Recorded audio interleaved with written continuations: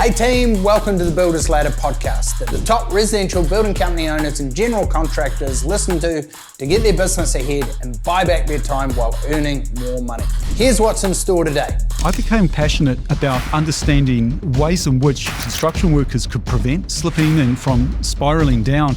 We use that term bank account. If you think about your savings, what is it that you're doing that's going to add to wellness and that you can draw from when times are tough.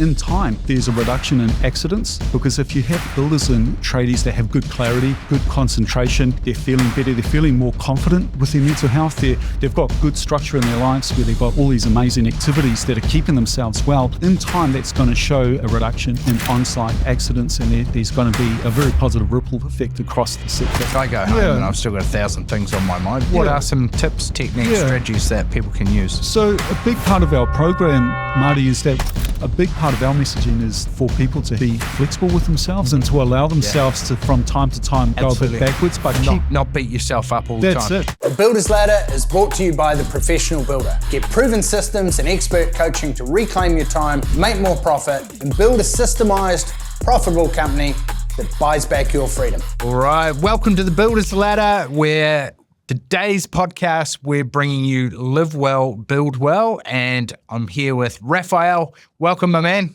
Yeah, hi there, Marty. Thank you so much for the invitation. Great to see you, brother.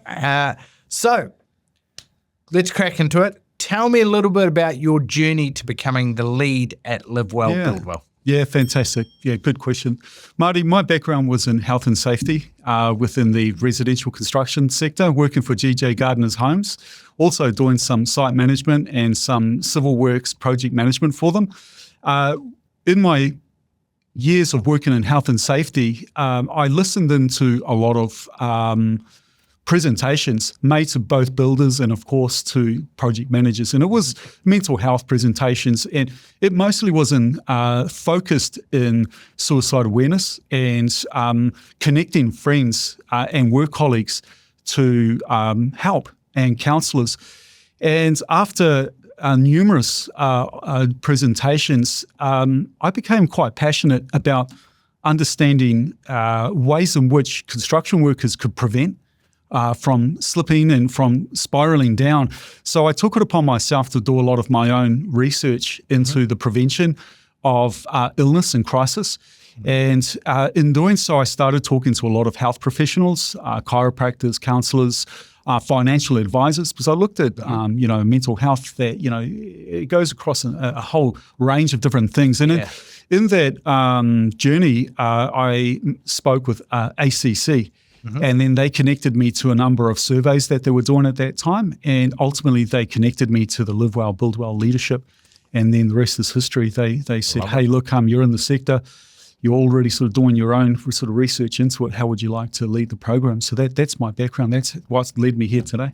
I love it. Yeah. I love it. So what does LiveWell Build Well do? In essence, how do you help builders and construction company owners? Certainly. So, Marty, we look at mental health.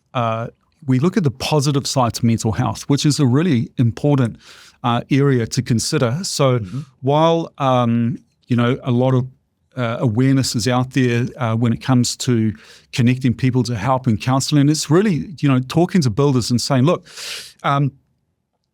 in order to have really good resilience, in order to be able to bounce back from difficult times, you can create good structure in your life. And there's lots of little activities that you can do starting from today that can go a long way to putting a lot of wellness into your wellness bank account. We use that term bank account. If you think about your savings, what is it that you're doing that's going to add to a wellness and that you can draw from when times are tough. Ultimately, we're like to see is that in time there's a reduction in accidents because if you have builders and tradies that have good clarity, good concentration, they're feeling better, they're feeling more confident with their mental health, they've got good structure in their lives where they've got all these amazing activities that are keeping themselves well, that in time, that's going to show that there's going to be a reduction in on-site accidents, and there's going to be a lot of positive ripple effect, a very positive ripple effect across the sector. So that's where, that's where we're hoping to make a good difference. And what are those core pillars or core foundations for resilience and strong mental fitness? We see with our members, it's having a clear vision of where you're going. Yes. It's having a structure to your week. Yes. It's having good financial discipline, Yes. and then having momentum, or being a momentum that you're winning. So that's physically, mentally, emotionally, spiritually. So Yes. do you have a structure to your week? So we start all our members with a structure of what does your perfect week look like? Yeah. And then what are the big rocks that need to fall into that, from health and fitness to family time to then your key meetings with your team? Yeah. Well, Marty, you've just been through and you've covered off a lot of the things that we talk directly to as well. So we do a few more though. Like we look at mental fitness. We use the term mental fitness, and we look at a couple of main pillars. One beginning with sleep, as far as one of your main pillars, and rest and recovery. How much energy do you have when you wake up each morning, and how rested do you feel when you sort of go off on a Monday morning to start your week? We want builders and tradies to really think about that carefully, and to understand that, if they're feeling fatigued, then there's something that needs to be improved in that area. We then, we talk to, we call it the 5S. The second thing is about starting each day. So the first one, sleep, starts. The second one, starting each day, is exactly what you just described. Is like, do you have a plan for the day? Have you sat down on Sunday evening and gone through your week and, created some good structure for your week? Do you know exactly what you need to do and what your priorities are? Because where fatigue and where feeling overwhelmed can really take hold of an individual is when they're sort of chasing them like their tail. They don't really know what their priorities are. And then the risk in that happening is that you start to chase everything. And you don't really know what your priorities are. You can easily become overwhelmed. So a big part of what we try to encourage tradies and builders to think about is having good structure, prioritizing their activities, having laser focus on the things that are most important to them. So then that way they can not be sort of chasing things that are not necessary. So that's also something we talk to. The third thing that we speak to is in stopping, having good breaks, eating well, sustenance, having good nutrition. There's a scientifically proven that, what you're putting in your, into your body is directly connected to your thoughts through the vagus nerve. Absolutely. Yeah. And not just your body, what are you feeding your mind? So are you reading the newspaper and seeing all the shit that's in there, all the negative stuff, or are you reading books, courses, programs, and around other people who are helping to lift you up? Yeah, exactly. The other two things we talk about, Marty, that are important topics is, how good are you at switching off at the end of the day? Where a lot of builders are, especially running their own businesses, they'll go home, and for some of them, they won't think about anything else for the entire night. They're in work mode until they go to sleep, and then they may not sleep well. So a big part of what we encourage tradies to think about is like, do you have a technique of being able to switch off at the end of the day? How do you transition from, working to home, and what are you doing to what are some of those techniques? Because I struggle with that. Like, I go home and I've still got 1,000 things on my mind. What are some tips, techniques, strategies that people can use? So a big part of our program, Marty, is that we don't generally tell tradies what to do. We champion their own voice. So we ask tradies, we find champions within the sector, with individuals that are really thriving with their mental fitness, and we ask them what they're doing.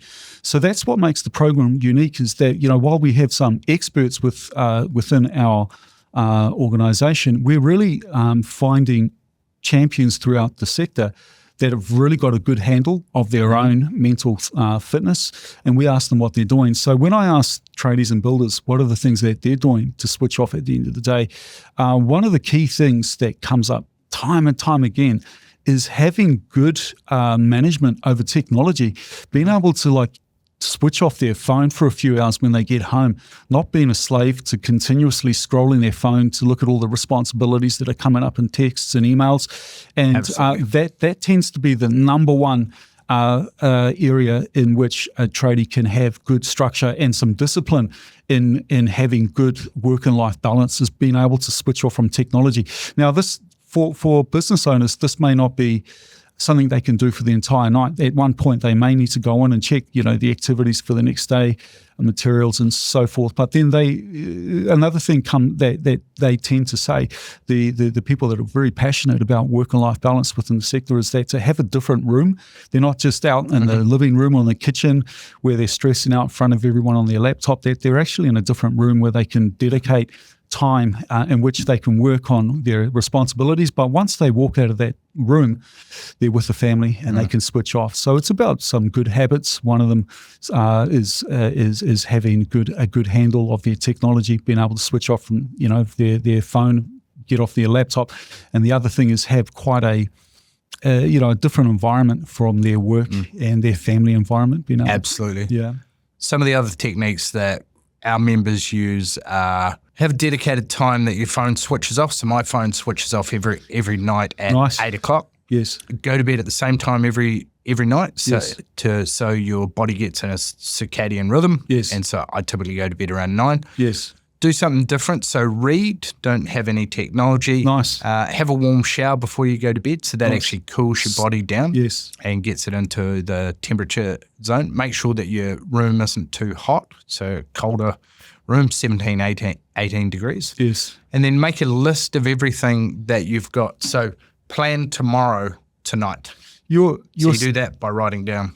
Fantastic. Maybe I need to do an interview with you, and you can, because you're doing everything that we're really encouraging. So it seems to me that you're really on top. Yeah, because we teach this to all our members. So right, absolutely, and we find out what's working best for our members, and then make it part of the program. Fantastic. So if we talk about program, yes, what does your program look like, or what happens when someone comes to you and says, hey, I would like some help, or I would like some support? Is there an audit first, like a questionnaire or anything that they fill in to find out, well, this is going well, but I'm not sleeping well, or I've gained a lot of weight, or I'm stressed or worried about I'm working 80 hours a week? Or yes.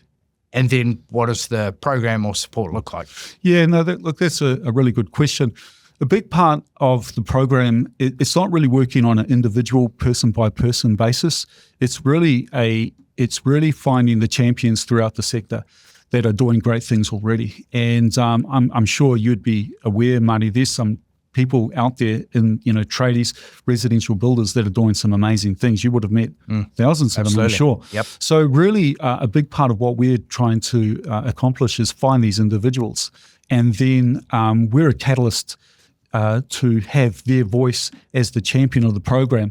So a big part of what we do are recordings where we interview these individuals that are passionate about health, they're passionate about their well-being, and then just have them talk through their own challenges, have them talk through the things that they're doing really well that have really helped them.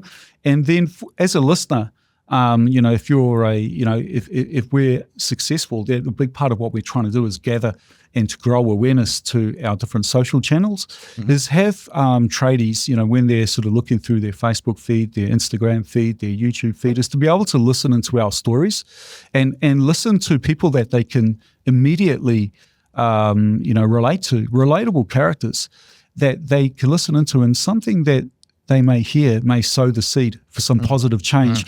So that's like a social a social change movement, where rather than have too many experts telling tradies what to do, because we've got some experts, but they're sort of just in the background monitoring the program, it's really about finding individuals in the sector that are doing great things and then giving them the platform to speak to their peers. And then so the way in which the program then works, Marty, is that we try to spread their message far and wide. Yeah. So how does that work though? Like, is it passive? Is there a workbook that I'm working through? Are there exercises that I'm doing, or am I'm listening to speakers? Like, what do I actually do? Yeah, how does it work? Yeah, certainly. So ideally, it would follow a bit of a process. So the process would be, say, if you were running a building organisation. You engaged with us, you were to give me a call, I'd come and do a toolbox talk for your guys as part of an overall health and safety discussion. I then would, introduce the concept of mental fitness, the positive sort of side to mental health. I would talk about tradies leading the program, And then I would have activities where the guys would work in groups, and they'd have to talk through those fundamentals of wellness that we discussed a little while ago and assess themselves. Because a big part, where the program really begins, or where improvement begins, is individuals having some self-awareness of where they currently stand and where they currently sit. How good are they at switching off? How good are they at resting and recovering? Do they come to work? Is to really the really beginning of the program is for self-awareness and to understand strengths and weaknesses. And then once an individual understands their weaknesses, is to listen into other people that are strong in those areas. So that's all part of the toolbox talk, is sort of getting people to work in teams to assess themselves across the fundamentals, and then really to share good ideas within the team. And then what happens from there? So let's say I'm overweight, or I'm stressed, or I'm not sleeping properly. Yes. And I'm aware of that. Yes.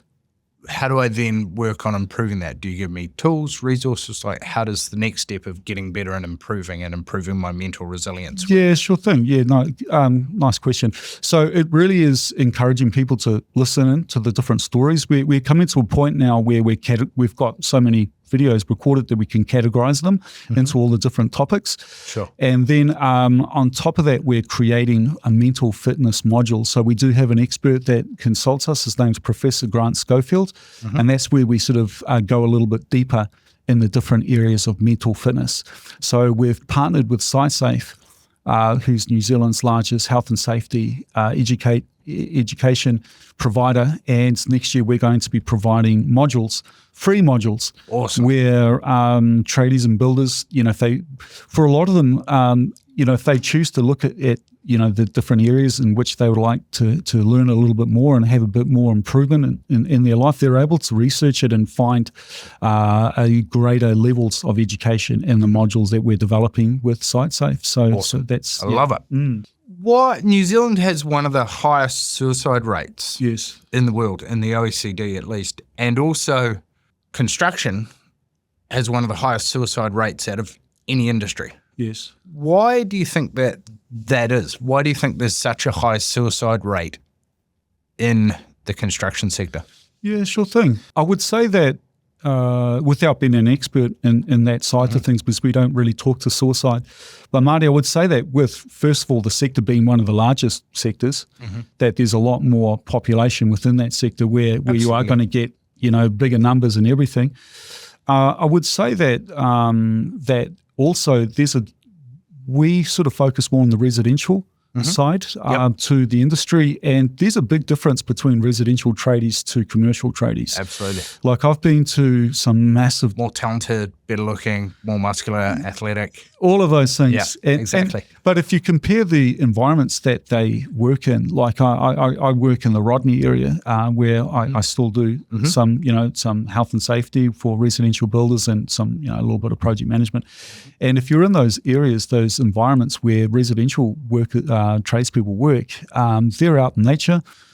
Sometimes you'll be at a lifestyle home. A lot of the time, the tradies come in at different times. So you don't have 100 tradies in one place at one time with a lanyard, with a swipe, QR code where they swipe in, to a particular, they're not like those big commercial sites. So you will get a lot more stress and a lot more pressure in those massive big commercial sites to what you would find in a residential site.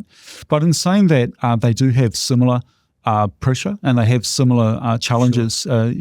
How do you address those two different markets, the smaller residential firms versus the larger commercial or corporate construction? What do you do differently for the residential guys? Yeah, sure thing. So the residential guys, they are ma and pa type businesses, that may be an unusual term, ma and pa, but they're smaller businesses.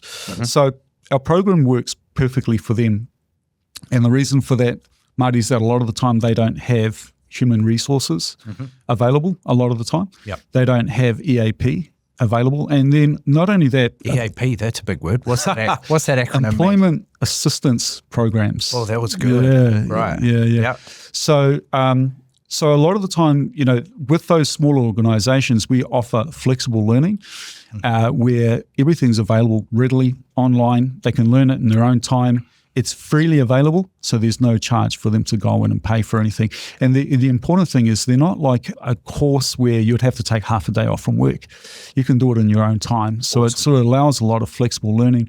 Now, we do have growing interest from the commercial sector, but that's a bit of a different beast for us. So we're having to sort of think more about how we can accommodate the larger sectors, but because for a lot of those larger organisations, like the Fletchers, the big civil Holden, the big ones, then that is a different type of beast, and we have to look at ways in which we can sort of support them as well. So absolutely, yeah. How do you differ from other organisations in the sector like I Am Hope, Mates in Construction, etc.?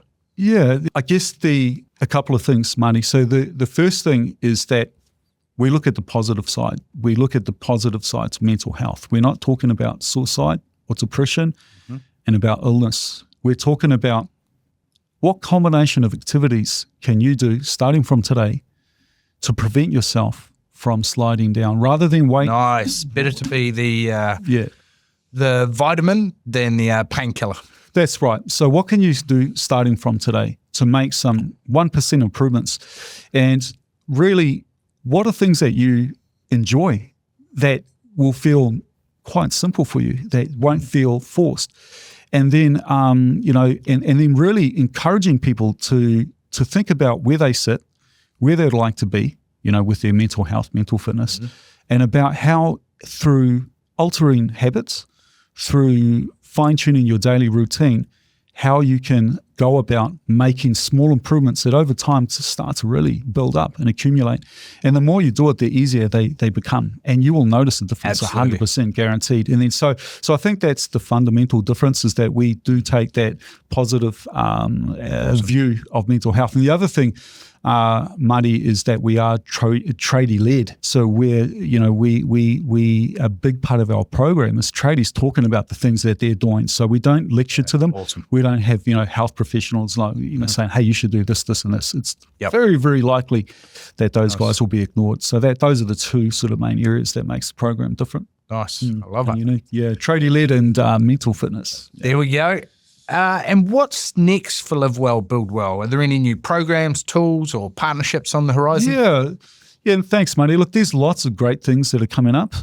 So one of them being the partnership with SiteSafe. So they're going to be on their educational platform, they're going to host our mental fitness modules, and that's with Professor Grant Schofield. They'll be sort of looking to launch that early 2025. Awesome. Where I've got to be careful with these all the things in the pipeline. Just tell me on the side. Yeah, well, we've been we're partnering. We're doing some work alongside Women in Trades. Hey, yeah, nice. So Women in Trades are they've been keeping a close eye on the messaging that we're sort of getting out there, and they'd like to work closely with us. Awesome. So lots of good organisations coming in. People identifying that mental fitness is a super important tool that people can use. It's crucial as much for the wives and partners that support the builders and building company owners. We ourselves, we have a Women in Construction organisation within our business as well. Yes. So we help support those. That side as well. Yeah, sure. So, and then hopefully there's something that we could work together in as well. Absolutely, damn straight. I'm sure there are. Let's make it happen. So if a construction owner is listening to this and they want to get involved and they want to improve their mental fitness, what can they do? What are the next steps? How do they get in certainly. touch? The first thing they can do is invite me to a toolbox talk. And a toolbox talk is, if it's just me talking on my own, or if it's me part of a group of people that's talking to we're very flexible. Awesome. I can come in, I can do a half an hour toolbox talk presentation. And then really the second way in which they can be involved is share our stories. Like if they send out any communications to their guys, digital communications, is to, send some of the links of the different interviews that we've done. And is there a cost for these talks that you do, or how's this funded, or do you have different tiers of pricing? How does that work? Yeah, certainly. So LiveWell Build Well is a collaboration between ACC and the Mental Health Foundation. Our resources are free, and everything that we do is available, and it's freely available. So, of course, if I'm going to, go down to the South Island or travel around a little bit, then I live in Auckland, then we'd hope that we can get in front of a volume of people, not just a handful, but there's no cost to, our resources. Yeah. I love it. Do you have a resource that would be helpful for our members, or a training or a video or an episode or a podcast that they should listen to or watch that you think would be really helpful? What are the next steps?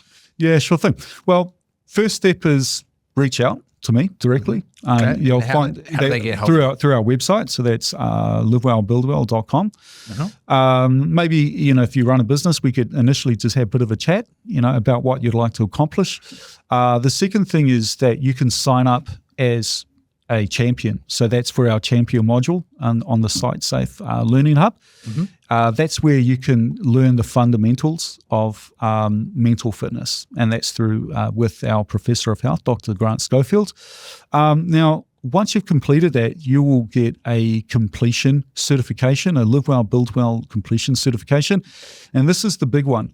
If you would like to become a champion, then you can let us know that by contacting us directly. And what that will mean, Marty, is that you will continue to support you with education and information and support so that you can become an advocate for the Live Well, Build Well program. And the idea is that we're going to, in order to build out the program, Marty, we are quite lean. You may have noticed us.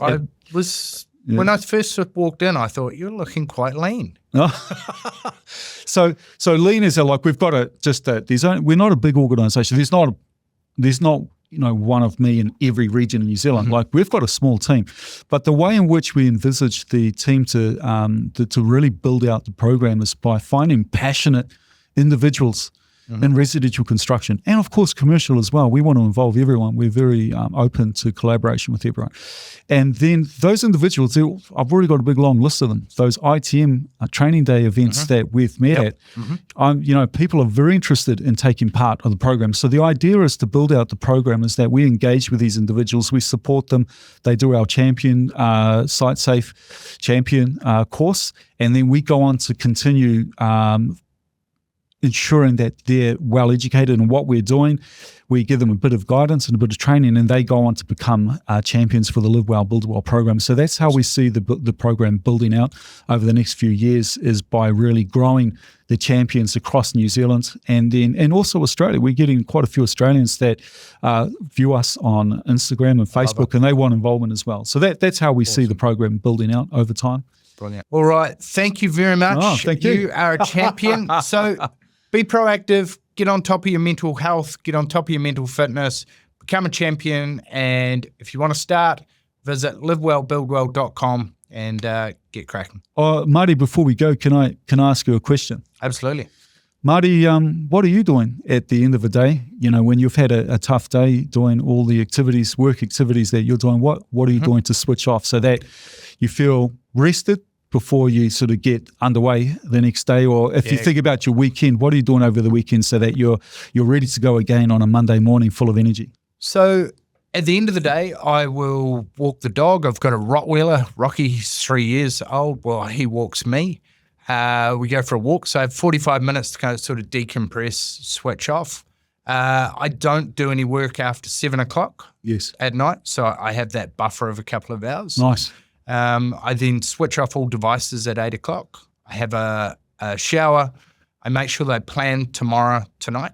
So I write down all the stuff that I've got to do tomorrow, get it out of my mind and down onto paper. I think those are the key things that I do at the end of the day, and I read a book so that I'm not, too engaged. You seem to me like you're all over it, which is fantastic. Maybe you can be a champion for us as well. Is that Absolutely. I'd love to. Marty, is there any work on that's something that you'd like to improve on, like when it comes to mental fitness? Is there anything that you feel you can improve? Yeah, I would like to be calmer during times of full-on times of stress. Yes. My default setting sometimes is anger. Yes. So I would like to work on that and reduce that, I guess. Yeah. I think that would be common, that one. I think that for a lot of guys, default is anger as well. I know for me, I call it 0 to 10. how fast can you get to 10 from 0? And then I remembered someone telling me that maybe I sat at about 5 or 6 to begin with. So to get to 10 wasn't that far. Yeah. But then I think that's an important one, isn't it? Being able to not be emotional, bring 100%. Emotion into things. But I've found meditation's been a game changer for that. So using the Calm app, I use that. And you can also use, there's another one, I can't remember what it's called. Yes. Headway? Headway. No. Can't remember. Right. But the Calm app is amazing. 10%, 10 minutes meditation each morning. Are you doing that each morning? Yep. And what differences or what have you noticed, what improvements have you noticed over time? So rather than firing up at small things now, I'm a lot calmer, and it's like you get a mental breathing space of 1 to 1.5 seconds. Yes. Where you've got time before you react. So if you think about it like, so Lance Irving, one of our members past member in Christchurch, said, when you meditate, it's like you are standing on the side of the river and you're watching all the logs and chaos go past. Yes. Whereas when you're not meditating, it's like you're in the river and all the shit is happening to you. So it's like you're able to take a step back and observe things from an overall perspective rather than being in the chaos. Yeah, great. What a great way of describing meditation. It's really about becoming an observer of things that are just sort of going past. One final thing, Marti, is that a big part of our messaging also is when it comes to making like these habits and fine-tuning your routine and introducing good activities, is not being discouraged if you can't keep it up. For a lot of people, when they're looking to make some improvements with their mental fitness and becoming, quite disciplined with the structure in their life, they tend to give up when they don't get good consistency or they let themselves down. But, a big part of our messaging is for people to be quite flexible with themselves and to allow themselves to, from time to time, maybe go a bit backwards, but not beat yourself up all the time. Just, hey, I fell off my diet, I can get back on the horse tomorrow. Just keep trying. Yeah, absolutely. Keep trying. So that's a big one. All right. Appreciate you. Thanks for your time. Thank you so much. All right. Cheers, guys. Have a great day. Thank you very much. Thanks. Want to go more in depth on today's topic and buy back more time whilst earning more money? Get a free business health audit and plenty of free resources over on our website, theprofessionalbuilder.com.